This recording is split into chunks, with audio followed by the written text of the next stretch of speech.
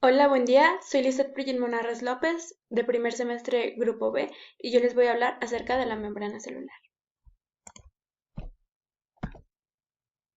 Bueno, la membrana celular, también llamada membrana plasmática, se encuentra al exterior de la célula y también está recubriendo los orgánulos membranosos de la célula.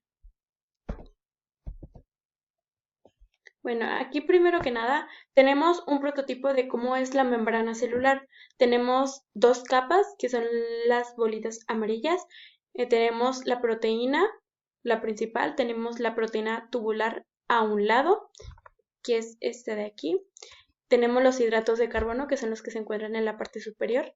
Tenemos la proteína periférica, es esta, también esta de aquí y la de este lado también.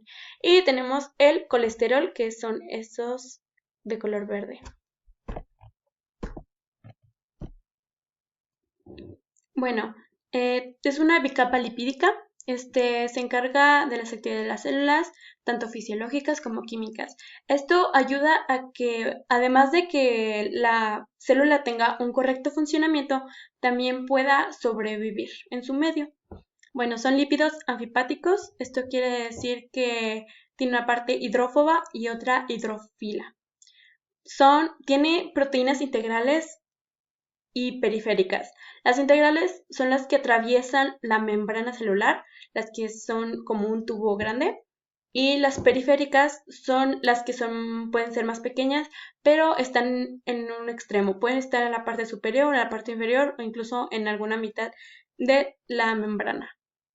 Bueno, la interpretación de la membrana se le llama modelo de mosaico fluido modificado y sus partes principales son las moléculas de fosfolípidos, el colesterol y las proteínas.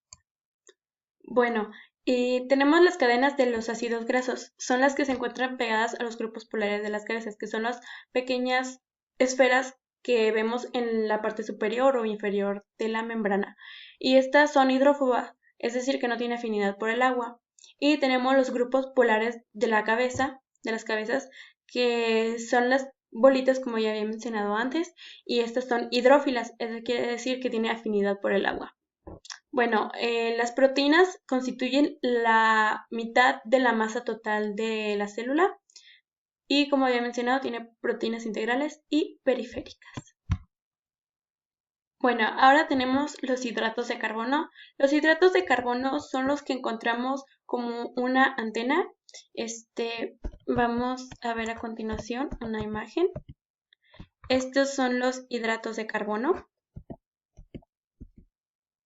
Y bueno, hay de los que se encuentran pegados a las proteínas y a los lípidos. Los que están pegados a las proteínas se llaman glucoproteínas y los que están pegados a los lípidos se llaman glucolípidos. Y estos forman una capa que se llama glucocáliz y esto puede ayudar al metabolismo y además también al reconocimiento y a la asociación celular. Bueno, ahora voy a hablar de las balsas lipídicas.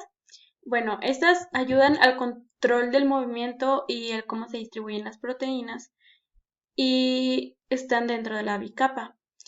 Bueno, este es un microdominio. Los dominios tienen más funciones. Estos están formados principalmente por colesterol y glucoesfingolípidos. El colesterol es, por así decir, el pegamento, lo que une a las balsas, y hay dos tipos, que son las balsas lipídicas planas, están las pleutilinas, y estas también funcionan como menciona aquí, las proteínas de andamiaje, tiene lípidos y colesterol. Y las balsas caviolares son las imaginaciones de la proteína, estas ayudan a unirse al colesterol. Bueno, en las balsas hay proteínas tanto integrales como periféricas y estas ayudan a lograr una señalización correcta y esto se le llama plataforma de señalización. Estas están integradas con receptores, factores de acoplamiento, enzimas, efectoras y sustratos. Y estas balsas hacen una señalización que sea más rápida. Bueno, ahora hablaremos de las proteínas integrales, que son las que se encuentran integradas en la membrana celular, es decir, las que están atravesando. Por ejemplo, estas se encuentran en esta parte de la membrana, es decir, que se encuentran de lado a lado. Bueno, estas tienen funciones importantes, tal como el metabolismo, la integración, regulación o también ayudan a la señalización celular. Hay seis principales tipos de proteínas integrales. Primero hablaré de las bombas.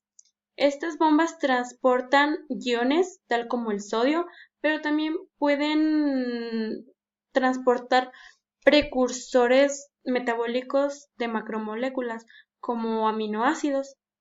Y puede ser que los transporte individualmente o se tenga que fijar a una bomba de sodio para que los transporte.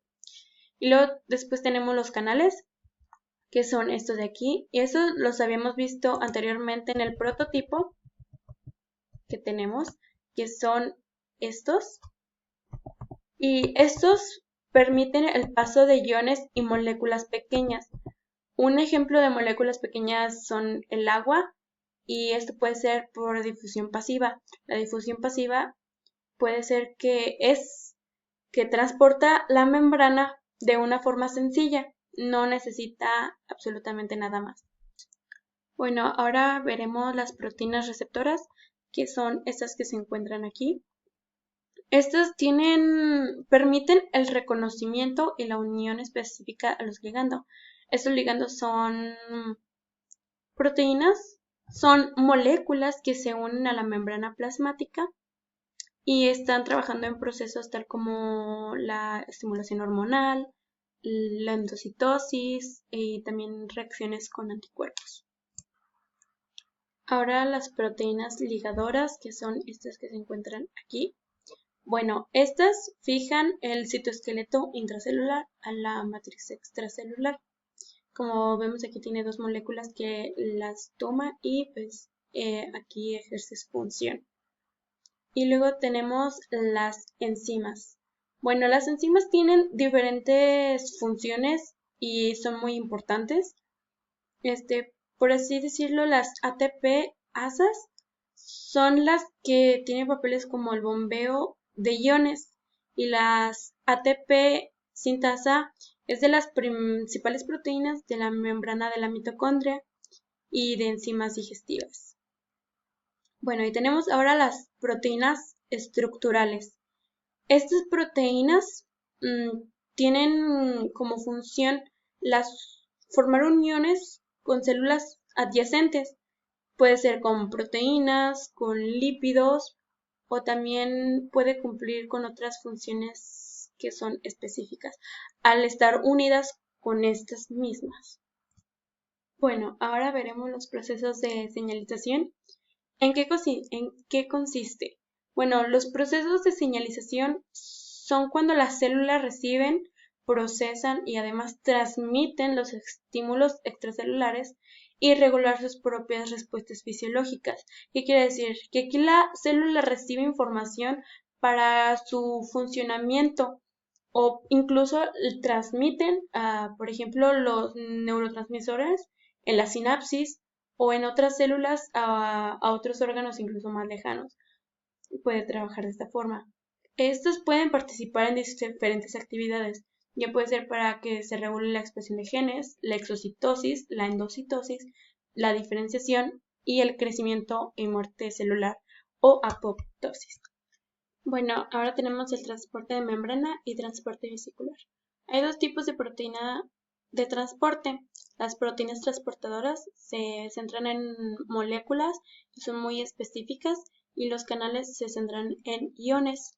Y hay dos tipos de transporte vesicular, pero el transporte es un proceso en donde la membrana se configura para que se formen vesículas o se fusionen en la membrana. Hay dos tipos, que es la endocitosis, es la captación de moléculas a la membrana, o la exocitosis es donde las sustancias salen de la célula. Y eso es todo. Gracias por su atención.